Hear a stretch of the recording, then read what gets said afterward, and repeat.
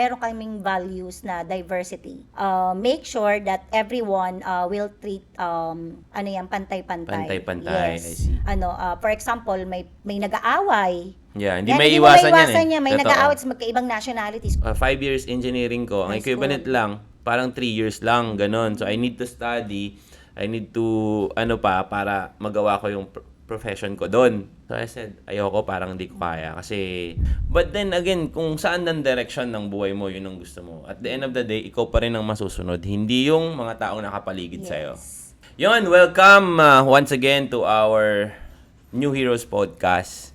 And today, i-interviewin natin ay isa sa mga special talent ng T-Bon. Yun, special talent no? Okay, isa siya sa restaurant manager ng isang fast food here in Dubai. Of course, ladies and gentlemen, Miss Sarah Reyes. Thank you. Thank you, Ace. Good afternoon. Miss Sarah, kamusta po? Mabuting mabuti. Mabuti. Ayun, okay. We will go directly to the question. Papaano ka napunta dito sa Dubai? Napunta ako dito sa Dubai actually. Wala akong planong mag-Dubai. Okay. Yung kapatid ko, asawa niya dito nag-work. Sa Mm. Sharjah sila nakatira. Okay. And then, gusto ko lang namang tulungan yung sister ko na makabalik sa Dubai kasi may dalawa siyang babing kasama. And then, sabi ko, sige, magli-leave ako sa company ko, which is fast food also. I was second assistant restaurant manager dun sa fast food na yon sa Philippines. Sa Philippines. Yes, Okay. when I was in Philippines. Mm. And then, hindi ako pinayagan na Okay. mag-leave. So, I decided to resign and then, pikit mata kong Pumunta dito. Sabi ko sa bayaw ko, okay, sige, makikipagsapalaran ako sa Dubai kung may maganda bang nag-aantay na trabaho sa akin dyan. Okay. And then, to cut the story short, sinamahan ko sila sa airport hanggang pumunta ng Dubai. Pero, hindi ko alam na meron palang mga pwedeng ma-offload. Okay. Hindi ko Of alam course, yun. Sa Philippines. Hindi ko alam yun. Sa immigration. So, biktima ka rin ng hindi offload? naman, pero matagal kami sa immigration. Okay. So, ang sabi lang ng isang kabayan na nasa immigration, sabi niya, kasi kinuha nila yung ticket ko doon sa check-in. Mm. So, kinuha nila yung copy lahat ko. So, kumpleto ako ng papers kasi sponsor ako ng bayaw ko eh. Okay. So, tapos mag-apelyido kami ng sister ko. Then, sabi, asa na yung ticket mo nung nandun na kami sa immigration? Wala. Sabi ko, nasaan? May kumuha. And then, nandun na kami sa immigration, ang tagal naming nag-antay. So, sabi, pumunta ka doon, kunin mo. So, ang sabi nung isang officer doon sa immigration, huwag kang pumunta, yung kapatid mo, yung nanay ng mga bata. Okay. So, ako naiwan doon sa siguro mga 30 minutes to 40 minutes. Nandun kami, So, nag-aantay. yun yung first time mo na lumabas ng bansa? Hindi. Before, nag-tour lang sa Hong Kong. Okay. Ganon. So, pero ito yung Ito yung first time na na-experience mo mag-work ganun. outside the country. Okay. Work to. Pero visit visa ka, di Visit ba? visa ako Pupunta nun. dito? Tourist, sponsored by, yan. I see. So, pagdating mo Brother-in-law. dito, saan ka na-stay? Sa Dubai, Sharjah, Abu Dhabi? Nag-stay muna kami ng Sharjah. Okay. Tapos pumunta ako ng Abu Dhabi. Okay. So, syempre, wala kang job. Pagdating mo dito, ano yung first job mo dito sa Dubai? Yung first job ko, since ang tagal kong makahanap ng work, in 7 months, tsaka ako nagkaroon ng work. Kasi Seriously? So, dumating ako dito Ramadan. Okay. So, alam mo ba, during Ramadan, syempre, lagi ka dapat may baon ka as bago ka pa lang dito sa Dubai. Kasi sa Sharjah, pumunta ako ng Dubai para maghanap ng work. Okay. So, magbabas ka from Sharjah going to Dubai. Okay. Nagbabaon ako ng sandwich, tinapay, at saka water nasa bag. Kasi Ramadan, bawal uminom ng water. Sa labas. During that time, Yes. 2015. Oo. Okay? So, pumunta kami ng CR. Kasi ang mga CR po dito sa Dubai, maganda. Malinis no? Malinis. So, doon ako kumakain, umiinom ng tubig. Oo. Kasi bawal sa labas. Pwede ka matulog sa CR dito. Oo, no? pwede. Tapos lahat, Totoo. malinis, may tissue, kumpleto lahat. True. Oo. Yan. Hindi na nagagawa dito yung pagpasok mo, let's say for example sa isang fast food, paglabas mo may tissue kang dala. Hindi ginagawa dito Hindi, yun. walang no? ganun dito. Kasi Kasi generous dito sa Dubai. Oo. Okay, tapos Ayun, doon ako kumakain, umiinom ng tubig. So, bawal So, eh. ang way mo na paghahanap is bumivisit ka sa mga Ang establishment. ginawa ko, pumupunta ako sa bawat, sa mall. Okay. May dala na akong copy ng visa. Patago lang kasi bawal. Okay. So, binibigay ko lang dun sa mga kabayan na nakikita ko. Yung CV mo. CV ko, Oo. yun. Okay. At tapos magtatanong ka muna, meron ba kayo ditong opening? Opening, ganun. Tapos yun, bigay ko yung CV ko. Ito po yung CV ko. Ganyan. Okay. So, Yan. tinatsaga mo talaga. Tinatsaga ko yun, naglakad ako. Ah. so 7 months kang walang job. Tapos naghanap din ako ng trabaho kasi lumipat kami ng Abu Dhabi after 2 months. Kasi Okay. doon nagkaroon ng project yung bayaw ko, yung tinitiran ko. So, sa Abu Dhabi, nilalakad ko yan, yung mga building dyan sa may Hamdan Street, sa likod ng Hamdan Street, nagpapasa ako sa bawat building. Okay. Yun, ng CV. I see. So, those 7 months, syempre, di mo na-expect na ganun kahaba na mawawalan ka ng work. Ano yung mga struggle na na-experience mo that time? Since may nakuha naman ako dun sa before kong company, sinave ko talaga yun. Okay. Yung perang yun. Ah. So, pinapadalhan ko yung family ko. Okay. So, tapos and at the same time din, may husband naman is siya yung nagtutustos dun sa mga anak ko. Mm. So, yun. So, Okay. minsan nakakapagpadala, minsan Hindi. hindi. Tapos, eto pa, way back 2015, uso pa yung exit. Oh, yes. Yes, Of naranasan course. ko yan. Naka-4 na exit ako. Saan ka? Sa Saan? Kish Island Kish tsaka Island. sa Oman. Dalawa sa Oman at dalawa sa Kish Island. Kish Island is in Yes. Iran. This In is Iran, Iranian. oo. Tapos Oman, Oman sa... ano siya? Muscat? Hindi. Muscat. Keshem. May isa Parang pa. ganun. Anong pangalan, no? Nakalimutan ko na. Basta sa Oman, dun yung sa somewhere Oman, naman. yung isa, yung hotel niya nasa bundok, nasa taas ng bundok. Okay. Yon. I see. Okay. So, nasa na tayo? 7 months kang walang work. Nung nakakuha ka ng first job mo, ano yung job position Actually, mo yung dito? position na binigay sa akin, sabi daw nila, cleaning supervisor. Okay. And then, nag-exit ako sa Oman. Pagbalik ko, sorry, not cleaning supervisor. Sa admin. Okay. Parang utusan ako dun sa admin. Mm. Yung, anong tawag dun? Office girl. Office girl. Office girl sa Etihad Towers, ganon. Yung Okay. building doon. Yes. Yun yung main office namin. Tapos, pagbalik ko, doon sa, naging, sabi niya, we check your CV, your supervisor in your country, you will be cleaning supervisor. Go Okay. to sabi nung nung amo. Yes. Sabi ko, akala ko ba mag-o-office ako? Oo. Ayun, Monday to Friday, Sunday to Friday, Friday, Saturday pa kasi before eh. Sunday ang first Yes, day of the first, week yes. hanggang Thursday, Mm. ako magwo-work 9 a.m. to 5 p.m. Okay. Tapos pagbalik ko, sabi sa akin, cleaning supervisor ka. Mm. Tapos pagpunta ko dun sa building na pagtatrabahuhan ko, ang sabi doon, kailangan kang gawan ng ID from 5 a.m. ka to 5 p.m. Naging 12 hours, tapos Sunday lang ang off mo. Talaga? So, 12 hours of work 12 talaga? hours pala yung work ko. Pero yung cleaning supervisor, so nagsusupervise ka ng mga cleaners? Nagsusupervise ako ng cleaners. Per every building, may 2 cleaners. Okay. Tsaka ibang lahi yung mga yon. May Pakistani, may Nepali, may Okay. Indian. And then ako, i-check ko yun mula first floor hanggang 11th floor. Magra-rounds ako. Ganon. Okay, So, I tumagal see. lang ako lang doon ng 1 month. 1 month lang. Kasi pre-zone siya yung Okay. company. So, malakas ang loob ko. Sabi, nagtanong-tanong ako kasi meron na ako naging mga friends during nung doon. exit ako. Oo. So, paano ba yung pre-zone? Pre-zone, pwede ka mag-resign anytime. Sabi Okay. nila. So, nag-resign ako. Oo. Binayaran ko yung So, after mo na resignation, naghanap ka ulit ng ibang work? Oo. Dito na, kasi hindi ko na pinilit kasi galing ako sa fast food sa Philippines, di ba? So, dito ko na ginamit ulit. Kasi sabi ko, pagpunta ko dito, ayoko na munang mag-fast food. Okay. Kasi 7 years na ako sa fast food Doon sa Pinas, Philippines? Oo, Okay. 7.5 years. So, baguhin naman natin yung yung career ko. So, sa office muna ako. Okay. Sabi ko parang mailap sa akin yung ganong position. Trabaho. So, tinry ko na sige na nga, na lang, sa fast food, balik tayo. Doon, natanggap ako as supervisor. Okay. Saan location? Actually, ang sabi sa akin, iladalhin ako dito sa Dubai. Sabi ko, wala namang problema sa akin. Pero, Okay. since yung bayaw ko, tsaka yung kapatid ko nasa Abu Dhabi, nag-request ako na baka merong available na supervisor sa Abu Dhabi. Sakto, tamang-tama.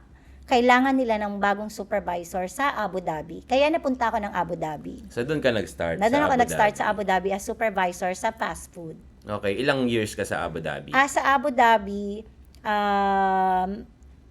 nung una kasi, doon ako nag-start, doon ako nag-training, 1 year, 2015, December, hanggang 2016. Tapos bumalik, Tapos binato ka sa nilipat ako Dubai. dito sa Dubai. Tapos after 1 year, bumalik ulit ako ng Abu Dhabi. Doon Okay. ako 4 years sa, 4 sa years. Abu Dhabi. Saan sa Abu Dhabi? Hinawakan ko yung branch ng Bawabat Mall, tsaka Alwada Mall. Alwada. Oo. And Tumira din Hamdan- ako doon actually. Hamdan branch also, yung branch namin, doon ko pinagbuti, nagpursige ako kasi nangarap ako na gusto kong maging branch head. Oo. Kasi okay. supervisor ako. Yes. So, after kong malipat, bumalik ulit ng Abu Dhabi, sabi ko, parang gusto kong maghawak ng tindahan.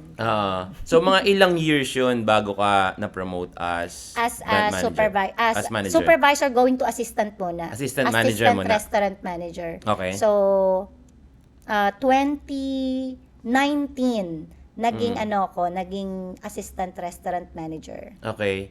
Tapos, after that, ilang years bago ka naging manager? Sorry, not 2019, 2020. Sorry, 2020 ako naging assistant restaurant manager. Okay. But during that time, naghahawak na ako ng restaurant. So, basically, 5 years Yeah, bago ka parang naging 5 assistant. years, correct. Okay. Tapos, naging manager ka within like 2 years? After 2 years, naging restaurant manager na ako. After Okay. 2 years. I Yun. see. Pero kasi yung trabaho mo hindi na bago sa iyo kasi as you said Kasi galing sa na ako sa Philippines as a 7 years. 7 years. Pero sa Philippines, ano yung before ka mag-join ng fast food? Ano yung work mo before? Before, marami kasi akong naging trabaho before. Racket, Yes. Assistant, marketing assistant. Okay. Tapos rin ako, nagkahera din, cashier sa mga department store. May maliliit na department yes. store lang, supermarket. Tapos Okay. naging customer service representative din ako. Okay. Sa Value Point Superstore Supermarket. Yun. Ako yung ng good evening dear shoppers. Ay, mga ganun. Ganyan. Ikaw pala yung naririnig namin, minsan nakakainis na, to be honest. Hindi, joke Good lang. evening dear shoppers. We would like to inform you that will be closed for ganyan. Okay, I see. So, sa Philippines, ang lugar yung mainly na tinirahan mo at saka nagtrabaho ka. Kasi you said na parang galing ka sa ibang lugar, tapos lumipat. Tapos doon ka rin nag-aral. Saan lugar Nag-aral yun? ako sa province, sa Polytechnic University of the Philippines, sa Lopez, Quezon. Okay. Kasi taga Quezon province po ako. Okay. Quezon Province. Pero wala ka masyadong punto no? Di ba may punto yung mga kasi, Quezon? alam mo ba, ang punto kasi ng Quezon ganito. Parang San Pablo. Parang Batanggenya. Batanggenya. Tama Yung parang galit lagi. Yes. Since nalipat ako ng Laguna way back 20. Saan sa Laguna? San Pedro, Laguna. Okay, malapit na sa Manila yun. Oo, Kasi malapit ako na sa Kalamba. Manila. Oo. So wala talagang punto dun sa San Pedro, for kaya sure yun. parang na-adapt ko yung punto nila minsan sa Oo, Laguna. Manila punto na kasi yun Oo. San Pedro. Yung Kalamba, ganun din, parang medyo kasi Medyo malapit sa siya, malapit na siya sa... Pero pag pumunta ka na sa summer sa Bae, sa may San Pablo, iba-iba na yung Iba punto na. niyan. Kalawan, iba na yung mga punto. Ako naman, Calawag, Quezon. Okay. Yan ako. Oo. Doon ako nag-high So, school. So, nag-aral ka sa Quezon, sa PUP? Quezon, Philippines. Oo. Yes. Ano yung tinapos mo doon?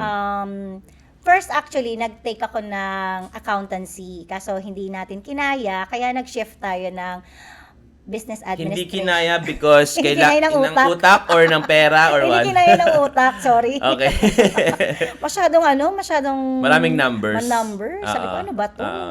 Siguro during that time siguro medyo hindi ko pa naintindihan. Yes. Pero nung ngayon, na nandito na ako sa work ko, sa field of work ko, ito lang pala yung pinag-aaralan namin nung college sa accountancy. Ayun. So, after nung accountancy, nag-shift ka ng marketing? Marketing, major in marketing. Okay. Business administration major. So, yung pinag-aralan mo before is nagagamit mo ngayon dito sa yes, trabaho mo? work ko ngayon dito sa Dubai as restaurant manager. Kasi,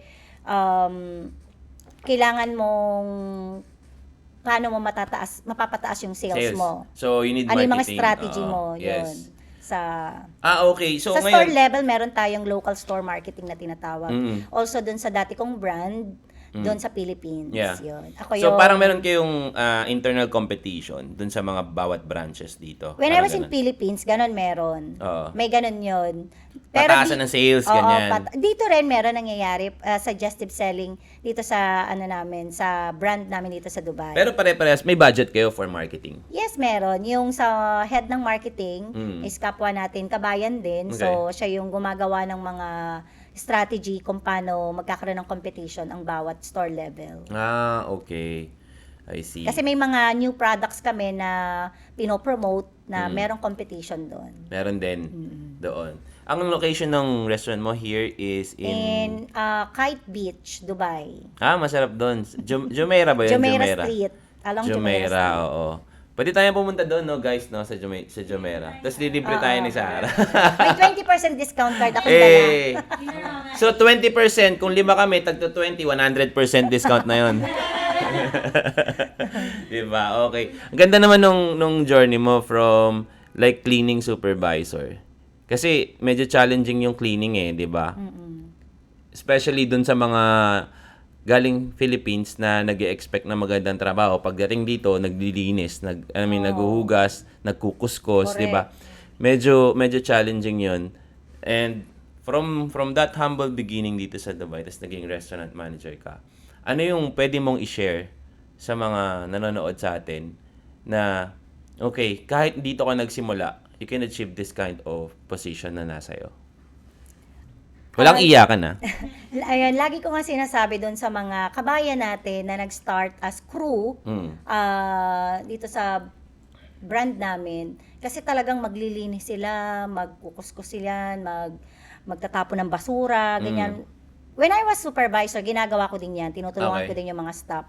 So, sabi ko sa kanila, kasi dito, sa Dubai po, kahit hindi ka nag-college, pwede ka maging supervisor, pwede ka maging restaurant manager. Yun lang po yung sinasabi ko dun sa mga staff ko na kapwa natin kabayan na magtrabaho lang tayo ng maayos.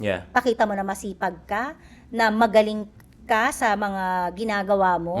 Makikita ng management level at mabibigyan ka ng chance na maging crew trainer. After crew trainer, magiging supervisor. Okay. Yun. Do you think meron ding discrimination pagdating sa kasi Filipino, Asians, tapos mga European? Kasi nandito tayo sa bansa na sobrang dami ng nationality, right?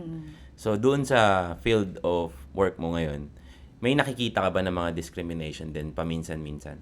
Sa amin, masasabi ko lang, blessed ako kasi dito sa company namin, when it comes dun sa different nationalities, meron kaming values na diversity. Okay. We make sure that everyone will treat pantay-pantay. Pantay-pantay, Yes. I see. Ano man siya, Ugandan, Filipino, Pakistani, Nepali, Indian. Kasi international brand yung Yes, international fast food brand nyo, yung fast no? food namin, US brand. Oo. Bigyan natin ng clue yung babae, di ba? Na red yung hair. Na red yung hair. Yun. Anyways, ano yung mga tawag dito, mga challenges na experience mo bilang isang restaurant manager ngayon? At first muna, when I was a supervisor, ang pinakang mahirap talaga sa akin yung communication. Okay. Kasi parang, kailangan pala mag-English. Di ba? Nung nasa Pilipinas tayo, Tagalog. Dali yung Tagalog. Yes. Oh my God, parang ang hirap mag-adjust. Kailangan English lahat ang kakausapin mo. Totoo. Yun. Kahit minsan kabayan, nag-i-English din no? Oo, ganon. Yun ang naging challenge sa akin, yung mag-English. Kasi hindi mo naman ginagawa yan normally sa Pilipinas, di ba? Na Hindi mo mag-English naman ka na native language. mag-English. Ganon. Yes. So, yun, overcome ko yun. So, kailangan lang ng practice. Okay. Yun. And then, So, ang pagpapractice mo, kinakausap mo kahit yung mga burger or yung hindi mga... naman. Yung mga staff kong kabayan. Yung mga kasama nating kabayan sa trabaho. Okay. Hi, how are you? And welcome to sa yes. brand namin. So, how are you, sir? How's the weather outside? Okay. Ganun. Ganun. May mga, may mga accent ka Yes, pang ganun. ginagaya ko yung accent ng iba eh. Kasi minsan, since ano yung brand namin, mostly mga customers namin, mga puti. Oo nga. Ayan. Yes, true. Nakikita ko nga. Ayan. Kaya nga. So, And then, as a manager, as a Oo. restaurant manager, ang naging Challenges. challenges sa akin naman, kung paano ko sila pasusunurin in my own style. Okay, I see. Yun. So, managing people. Managing people naman. Kasi, iba-ibang values niya mga yan. Yeah, true. Iba-iba yung mga culture nila. Totoo. So, Yes. kailangan mong munang kilalanin ng bawat isa mo, bawat isa ng mga tao mo bago ka magbigay ng for example, may nag-aaway. Yeah, hindi Yan, may hindi mo iwasan yan maiwasan eh. yan. May Totoo. nag-aaway sa magkaibang nationalities. Kung paano mo sila pagbabatiin at magkakaroon ka ulit. Kasi isa lang yung goal ninyo eh. Totoo. Ang ma-reach natin yung sales natin at the end of Correct. the month. Mm. Yun talaga yung goal. And mas-satisfied lahat ng guests. Yeah. Yan. So, yun yung pinaka-challenges Yes, mo. yun ang pinaka-challenges. Pero so far naman, napagkakasundo mo naman sila lahat. Yes, so far, sa ayaw at gusto nila, dapat silang sumunod. Ganon. So far, napagpabati mo naman talaga sila. Yes, kailangan nila kasi magiging problem 'yon when it comes dun sa may magkagalit. Yeah. Yung isa hindi magba-back up. Kailangan ng back up. Totoo. Sisisihin yung isa. Tapos magsusumbong sa'yo. Oo. Madam, this guy is not doing his work. Yeah. Ganyan. So, hindi mo kailangan makinig sa isang tao lang. You need to listen both sides kung anong nangyari. Okay. And then, kailangan mong i-explain sa kanila bakit True. hindi dapat natin isama yung pag-aaway ninyo during sa pagtatrabaho, mga ganyang bagay. Ilan kayong magkakapatid, if you don't mind? Tatlo. So, Ako po yung for sure, eldest. nag-aaway-away din kayo, di ba? Oo. Kasi, when you were young, nag-asawa ka ng early. Early when I was in college. Ilang taon ka nung nag-asawa? 19. 19 years old. So, hindi ka pa nakakatapos ng college nun? Hindi pa. Okay. So, nag-asawa ka because nabuntis ka? Nabuntis ako nung 19 ako. Then, sumagi ba sa isipan mo na stop ko na lang yung school tapos... Actually, yes. Okay. So, yung parents ko, sabi nila, bakit ka titigil? Andito kami para suportahan ka. Okay. Sabi ko kasi wala na magpaparal sa akin kasi ganito yung nangyari sa akin. Ah. So sabi niya, hindi, pag-aaralin ka namin. So Ay, natuwa oo. ako. So maraming salamat sa parents ko. Oo. So yun. So sabi ko din, oo nga no, kailangan ko palang mag-aral. Kasi yung napangasawa ko, nag-aaral pa rin kasi siya. Okay. So continue siya. So ako, kinontinue ko din. So hindi ako nahiya, pumasok ako ng naka-maternity dress sa school, Sa school. sa PUP. Yun. Talaga? Yun. So, medyo challenging din sa'yo Yes, challenging yun. Yung pagpasok kong unang araw, sabi ko, ano ba yan? Magsusuot ako ng malalaman nila buntis ako. Ganun. So, Mga- lakasan ng loob. Ginusto Oo. ko yun eh. Yung mga chismis-chismis pa sa'yo. Chismis, natapos na. Kasi, Oo. nakana na siya, maternity dress. Kami, tama. Oo, tama yung chismis namin. Tama yung chismis. Doon lang tumama si Buntis. Marites. Oo. Tumama yung Marites. Tumama sila. Oo. So, tapos, syempre, nanganak ka. Tapos, continue ulit ng studies. Yes, nahirapan ako. Sakto naman, nanganak ako November, papunta na siya ng sem break. Oo. Yun, sakto. Tapos bumalik na ako January.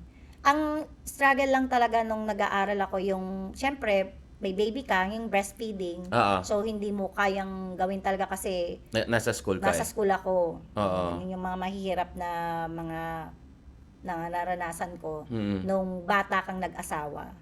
Oo. Ang galing ng parents mo, to be honest, no? Kasi, Yes, sila yung nag-alaga din sa Oo. anak ko habang Kasi, nag-aaral ako. yung ibang parents, pag nalaman na buntis, papagalitan, huwag ka na mag-aral, bla bla bla. 'Di ba? So, Itatakwil. oo. So, I think dapat ganun yung mga parents na gawin. Correct. Hindi kahit anong situation ng magiging anak mo or anak mo. Kahit ano pa yan, if your son or your daughter like to finish the college, kailangan suportahan mo pa rin kasi trabaho talaga ng parents yun eh. And then once na nakagraduate na sila, yun na, 'di ba? Yes. So nung nakagraduate ka, syempre of course gusto mo agad mag-work kasi may anak ka na eh, no? May Ilang anak taon na yung ka. anak mo nun? Nung third year college ako, nanganak ako, 20 na ako noon. So, nung nag-graduate ako, 1-year-old na siya, going to 2 years old. Tapos nag-work ka na agad. Nag-work na agad ako. Yun. Kung ano-ano na yung naging work ko noon. Hanggang sa napunta ako doon sa fast food. After Okay. ng mga 4 siguro na kung ano-anong trabaho. Yes. So, balik tayo from college to current position. saan mo nakikita yung sarili mo 5 years from now or 10 years from now? Actually, since bata pa naman ako. Mm. So, gusto ko pang may marating dito sa brand na kung saan ako ngayon. Okay. Kasi So, meron ka pang goal may for goal this pa career? ako Oo. for this career to move other country, same brand, same company. Mm. Yes. Yun. Okay, kasi international nga International ito. siya. Oo. May sinasabi ka kanina, sabi mo, yung ibang ginagawa ng mga Filipino is, napunta sila ng Dubai, and then, ginagawang stepping stone yung kagaya ng position mo Yes. to go to the other To go countries. to like Canada, Australia, Yes. mga Oo. ganyan. Kasi mas mabilis sa kanila para makapunta. Marami na ako mga friends dati Mm. na, and even dito sa brand namin, Mm. marami na yung Pumunta pumupunta doon. ng Canada. Pero ikaw ngayon? At mabilis. Pero ang choice ko kasi, since malalaki na yung mga anak ko, Mm. 22 years old, 19 years old, and 11 years old. So, parang sabi ko, hindi ito para sa akin. Mm. So I might stay with Stay my muna. company Oo. and to continue my career dun sa gusto kong maabot dito sa brand namin. So, dun sa mga nag-uumpisa pa lang, magpamilya, at yung mga single Yeah. na nasa position ko, eto yung right time ninyo na mag-cross country going Canada kasi mas mabilis para sa kanila na matanggap doon. Kasi pag galing Okay. kang fast food. Yeah. So, pagdating mo doon sa Canada or Australia, New Zealand, the same work din yung a-applyan mo. Yung mga friends ko ganon. Okay. Ganon din, supervisor din sila. Oo, kasi kahit sa bansa, ang daming fast food Oo. eh. 'Di ba? Yan yun lang Hindi yung man talaga advantage. hindi man talaga yung trabaho ninyo, no, lalo na sa ibang bansa. Ganon. So ikaw, ayaw mo muna. Ayoko po. Oo. Yun. Ayaw ko po or ayaw mo muna? I-delay Hindi. mo. Actually, before, nagplan na ako. Actually, nagbayad na ako sa agency. Pero, na-realize ko na 22 years old na yung panganay ko, 19 years old yung pangalawa. Yeah. So, So for migration, ang iniisip mo, since malalaki since na sila. malalaki na, so hindi na parang- applicable para sa akin. Mm. Since maga ako nag-asawa at nag-anak, Ah. 'di ba? So para Pero- kapatid mo lang yung mga parang anak mo, no? ganon. Oo, ang saya nun, to be honest. Kaya parang naglalaro lang kayo, magkakapatid. Pero yung mga bago pa lang, na nag-asawa, na maliliit pa yung mga anak nila, so, ito yung magandang opportunity nila para makapunta doon. At Oo. marami na yung mga nagtatrabaho dito sa Dubai, sa fast food, na nakapunta na ng Canada. At ano na sila doon, residents na Resident sila. na sila doon, no? Permanent resident na, Yes, tapos permanent later on residents. magiging citizen na rin sila. Yes. Oo, there's a lot of opportunity din talaga doon. Depende lang talaga talaga kung ano yung gusto mo. Kung ano Kagaya gusto mo, mo. ikaw, you have chance actually to go there, Yes, pero meron talaga. hindi mo talaga tinutuloy because mas prefer mo dito. 'Di ba? Ako rin actually, meron din akong chance before na pumunta doon, pero sabi ko kasi I'm working as an engineer, 'di ba? Tapos meron yung tinatawag na parang educational assessment or something. Meron. Okay, tapos sasubmit mo from school mo, sasubmit nila doon sa government, then the government will send to you kung ano yung equivalent Equivalent. nung ano mo. ECA. Yes. So yung sa akin, nung nakita ko yung 5 years engineering ko, ang High equivalent lang, parang 3 years lang, ganon. So I need to study, I need to, para magawa ko yung profession ko doon. So I said, ayoko, parang hindi ko kaya. Kasi there's a lot of like blue collar job doon na parang sabi ko not for me kasi iba yung ko eh. So even my uncle, my mom dati nasa Canada pero umuwi na rin sila. Gusto nila pumunta ako doon. Ako lang talaga may ayaw. So depende talaga sa preference Sa talaga. preference lang ng tao. Oo. Kasi hindi naman lahat ng pumupunta sa Canada, US, Australia, New Zealand is gumaganda rin ng buhay. Hindi lahat. Hindi Kasi lahat. hindi nila alam na pagdating nila doon, may struggle din. Correct. Like, hindi naman ganun kadali na pagpunta mo doon is yayaman ka na. It's not like that eh. Mag-start ka din talaga from the scratch. From doon. zero. So, from Yeah. zero. Mag-start ka doon from zero. Sa Canada. Then again, yun nga, yung sinasabi mo, kung bata ka pa, at gusto nila na kung bata pa sila at gusto nilang pumunta doon right away, they can start kasi they can afford to start kasi from zero, di ba? Parang ganun. But then again, kung saan ng direction ng buhay mo, yun ang gusto mo. At the end of the day, ikaw pa rin ang masusunod, hindi yung mga taong nakapaligid Yes. sa'yo. Di ba? Tama. Di ba tama? Okay. Okay, nakikita mo ba yung sarili mo na you'll be owning a company soon or you will, magiging empleyado ka for the meantime? Parang ganun. Actually, yung plan ko talaga,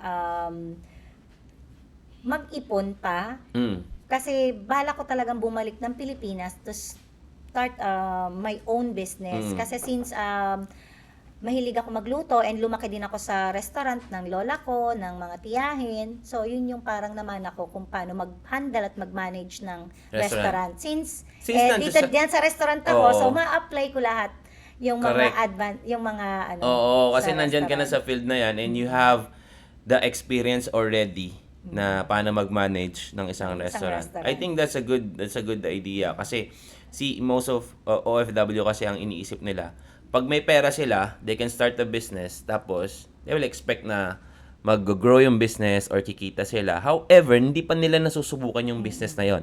Unlike you, alam mo na Dapat alam mo kung alam mo ano na yung business. kung alam mo na yung pasikot-sikot ng business and how to manage people also in the restaurant. I think that's a great idea para sa iyo.